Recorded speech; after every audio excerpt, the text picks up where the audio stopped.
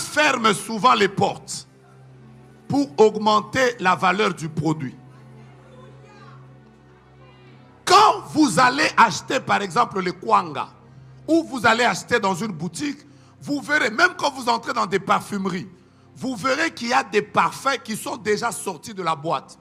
Ces parfums, on ne les vend pas.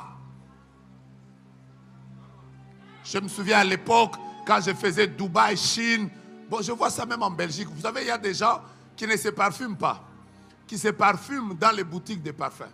Donc quand il arrive là, il est en train de passer partout là. Il remet. On ne vend jamais une bouteille qui est déjà ouverte.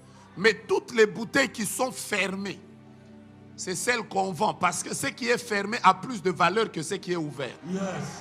Kwanga oba fungola ezalaka cherte ba sombaka o ekangama. Alors quand Dieu veut augmenter la valeur d'une chose, il ferme la porte. Amen. Il ferme la porte. C'est comme ça que vous allez voir que pendant longtemps, le Seigneur n'a pas autorisé à quelqu'un comme prophète Joël Francis d'entrer en Europe.